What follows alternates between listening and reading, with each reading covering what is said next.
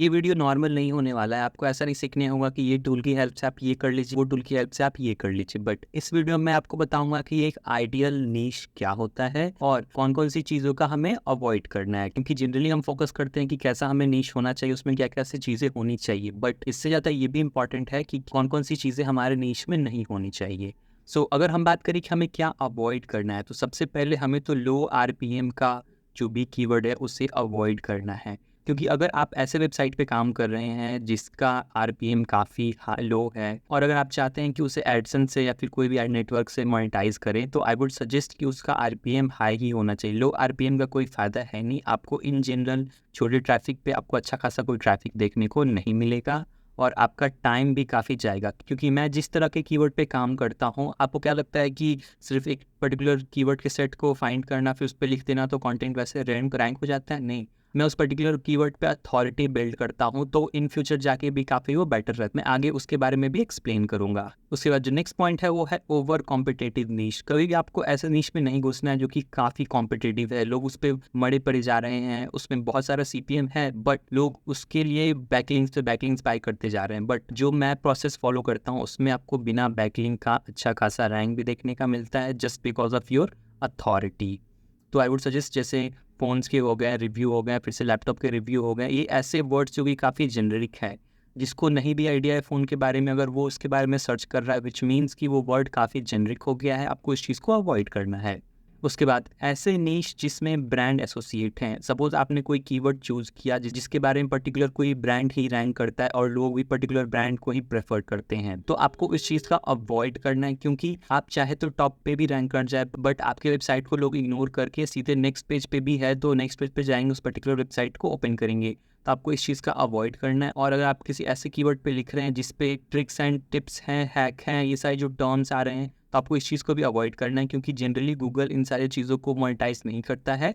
Initially अगर monetize कर भी दे तो आपको इन फ्यूचर जाके बैन भी होने के बहुत चांसेस ज़्यादा रहते हैं। इसके बाद नेक्स्ट पॉइंट है फाइनेंशियल निशेज़ और मेडिकल निशेज़। आपको हमेशा इस निश को अवॉइड करना है। फाइनेंशियल निशेज़ में प्रॉब्लम ये है कि गूगल बहुत रिस्ट्रिक्ट है चीज़ों को लेके। आपको काफ़ी वक्त लग जाएगा अंटिल आप कोई एजेंसी हैं, आप उस पे रैंक नहीं कर पाएंगे। अगर आपका कोई खुद का बिजनेस है, अगर आपका कोई बड़ा स्टार्टअप है, तभी आप कोई पर्टिकुलर फाइनेंस से रिलेटेड कीवर्ड पे रैंक कर पाएंगे। बट अगर आप कोई न्यू है, एज अ इंडिविजुअल स्टार्ट कर रहे हैं, तो ये आपके लिए बिल्कुल भी पॉसिबल नहीं होगा। क्योंकि गूगल नहीं चाहता कि आप किसी के पैसे के साथ खिलवाड़ करें। इट डजेंट मैटर आपके पास कितना क्वालिटी है। अगर आप प्रोफाइल भी दिखलाते हैं कि हाँ मैं फाइनेंस बैकग्राउंड से भी हूँ, फिर भी गूगल उसको उतना ध्यान नहीं देता है, तो आपको इस चीज़ का अवॉइड करना है। सेम मेडिकल के केस में, अगर आप कोई दवाई को प्रमोट कर रहे हैं या फिर आप कोई पर्टिकुलर चीज़ को सजेस्ट कर रहे हैं कि इसको खाने से ऐसा होता है, तो आपको अवॉइड करना है। गूगल आपको कभी रैंक नहीं करेगा, आपका टाइम वेस्ट ज़रूर होगा। अभी तक तो हमने बात किया कि कौन-कौन सी चीज़ों को हम अवॉइड करना है, बट अब हम बात करेंगे कि एक आइडियल नीश होता क्या है।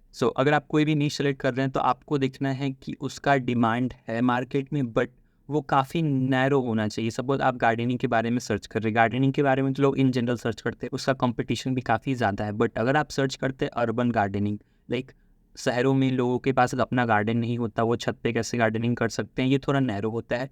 उसमें भी अगर आप गार्डनिंग से रिलेटेड पर्टिकुलर कोई प्लांट के बारे में बताते हैं कि आप कैसे मनी प्लांट को ग्रो कर सकते हैं, कैसे आप मनी प्लांट को ईज़िली डिफरेंट डिफरेंट गमले में रख सकते हैं और घर के अंदर भी कैसे रख सकते हैं।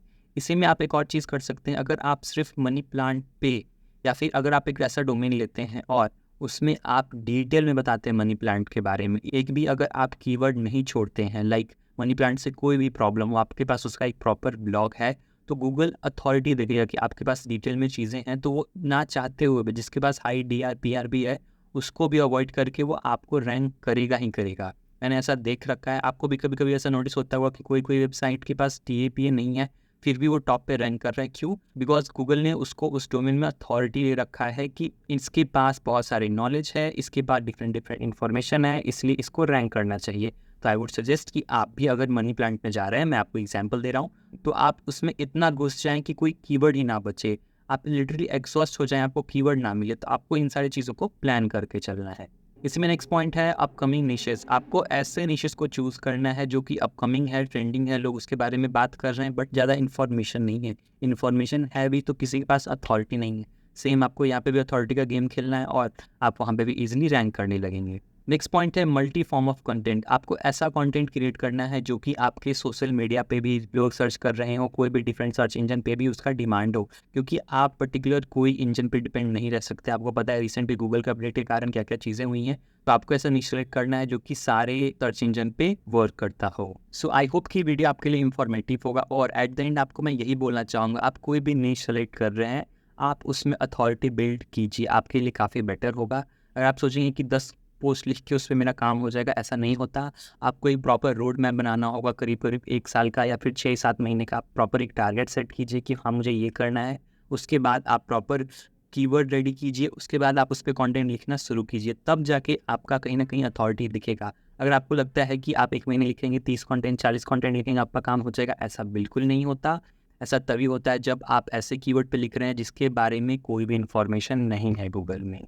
सो आई होप कि ये वीडियो आपके लिए थोड़ा इन्फॉर्मेटिव होगा और आपको कुछ नया सीखने को मिला होगा। सो आज के लिए बस इतना ही। अगर आप मेरे चैनल पे नए हैं तो आप मेरे और भी कंटेंट को एक्सप्लोर कर सकते हैं, और अगर आपको अच्छा लगा तो आप मेरे चैनल को सब्सक्राइब कर सकते हैं। सो आज के लिए बस इतना ही। Thank you so much for watching.